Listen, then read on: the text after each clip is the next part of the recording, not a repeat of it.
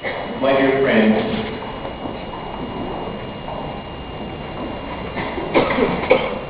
in our first reading this morning, we heard of the prayer of Habakkuk. At a time when the people of Israel were in a chaotic period of their history, the 7th and 6th centuries before Christ. He cried out to God and said, "How long, O Lord, I cry for help, but you do not listen. I cry out to you violence, but you do not intervene. Destruction and violence are before me. There is strife and clamorous discord." This prayer of Habakkuk can also be a prayer of those countries that are at war. Zimbabwe, Darfur, Iraq, Afghanistan, and even Burma. How long, O Lord, we cry for help, but you do not listen. We cry out to you violence, because this is basically what is happening there practically every day. There is violence.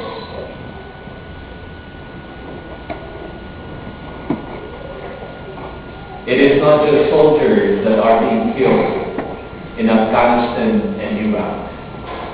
Innocent lives are also being killed each day. When bombs explode, it is no respecter of a person.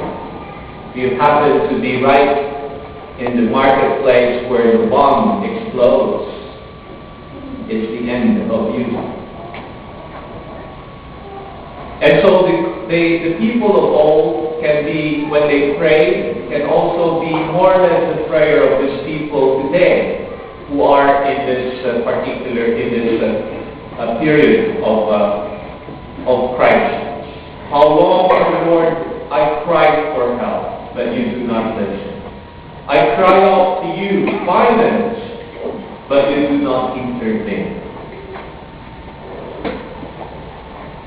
This prayer can be applied also to any victims of suffering from not only violence but also starvation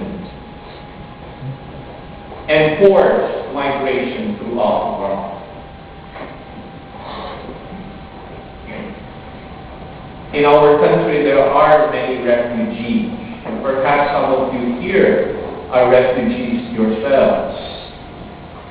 You have left your country, sometimes even left family, not just because you want to pursue a better life in this country, but you have no place to go. You have been displaced because of the political situation in your own country. Last night I was watching television and, the British people in Canada are trying to voice out what is the sentiments of their people back home, where the regime have curtailed their freedom of speech.